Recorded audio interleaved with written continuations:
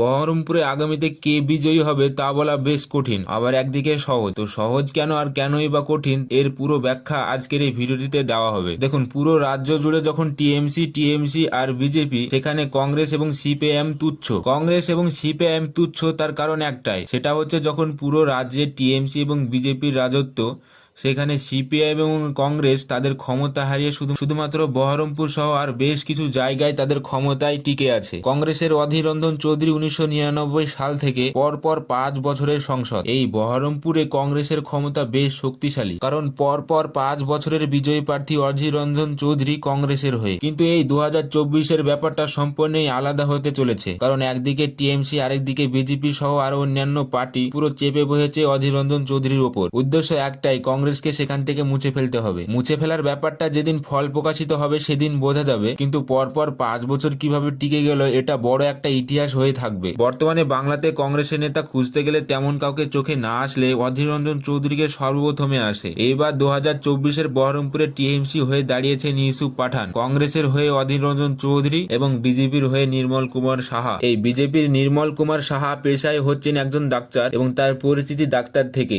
রাজনৈতিকভাবে তার কোনো পরিচিতি সেরকম ভাবে নেই। অপরদিকে ইউসুফ পাঠান পেশায় একজন ক্রিকেটার, রাজনৈতিক ফিল্ডে তারও কোনো পরিচিতি নেই। তার পরিচিতি ক্রিকেট থেকে বা ক্রিকেটার হওয়ার জন্য তাকে সবাই চেনে, কিন্তু অধীর রঞ্জন চৌধুরী পুরো পরিচিতিটাই রাজনৈতিক ফিল্ড থেকে, বা তাকে সবাই রাজনীতি করার জন্যই চেনে। কিছুদিন আগেই তিস্তর পঞ্চায়েত ভোটে বেশ কিছু কংগ্রেস এবং সিপিআইএম প্রার্থী অনেক জায়গায় জয়লাভ করলেও পরবর্তীতে সেই সব প্রার্থী টাকার বিনিময়ে বা নিজ স্বার্থে টিএমসিতে যোগদান করে দিয়েছে, বা বলতে পারেন দল বদল করে নিয়েছে। আর এই দল বদলের খেলাটা শুধু তিস্তর পঞ্চায়েত ভোটেই নয়, আরো বিভিন্ন বড় বড় নেতারা এই দল বদলের খেলাটা খেলে। যেমন সাগরদিঘির বাইরন বিশ্বাস, তিনি কংগ্রেস থেকে ভোটে জেতার পর টিএমসিতে যোগদান করলেন। তো এইভাবে বিভিন্ন নেতা দল বদল করে নিয়েছে, কেউ কেউ মারা গিয়েছে। এইভাবে যখন চলছে তখন অধীর স্থিরভাবে কংগ্রেসের হয়ে রয়ে গিয়েছে। তো এইবার 2024-এ কেন অধীর রঞ্জন চৌধুরীর যেটাটা খুবই কঠিন, সেটা জানার জন্য সর্বপ্রথমে আমাদেরকে পুরনো দিনের কথা মনে করতে হবে, বিগত বছরের দিকে নজর দিতে হবে। তো চলুন সর্বপ্রথমে 2009 সাল এবং তারপর 2014 সাল, শেষে 2019 সালের এই 3টি বছরের ফলাফল দেখা যাক। ভিডিওতে চলতে থাকা স্ক্রিনটাকে ভালো করে লক্ষ্য করুন। 2009 সালে বহরমপুরের লোকসভা ভোটের রেজাল্ট, যেখানে কংগ্রেসের অধীর রঞ্জন চৌধুরী ভোট পেয়েছিল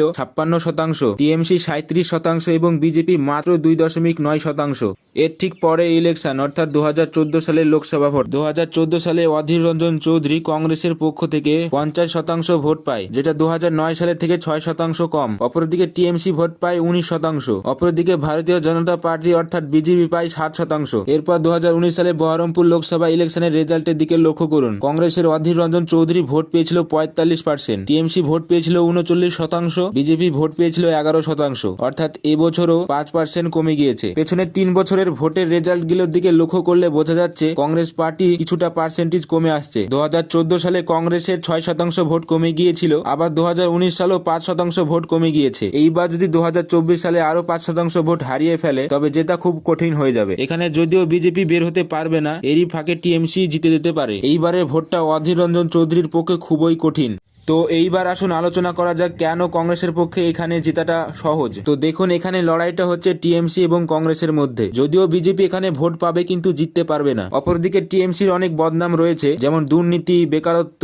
কিছু কিছু মানুষ টিএমসির প্রতি ক্ষিপ্ত কারণ এই দুর্নীতি আর বেকারত্ব। আর অপরদিকে আপনারা তো জানেন কংগ্রেস এবং সিপিআইএম জোট, তো এখানে অধীর রঞ্জন চৌধুরী কিছুটা হলেও প্লাস পয়েন্ট পাচ্ছে এই জোটের কারণে। কংগ্রেস এবং সিপিআইএম জোট হওয়ার কারণে অধীর রঞ্জন চৌধুরী জিতে যেতেও পারে। তো এইভাবে বলা কখনোই সম্ভব না যে কে জিতবে, সেটা রেজাল্টের দিনই বোঝা যাবে। বাকি যারা আমার এই চ্যানেলে নতুন তারা এই চ্যানেলটিকে সাবস্ক্রাইব করে ভিডিওটিতে একটা লাইক করে দিন। পরবর্তীতে আরো এরকম রাজনৈতিক খবর দেখার জন্য চ্যানেলটিকে অবশ্যই সাবস্ক্রাইব করে দিন।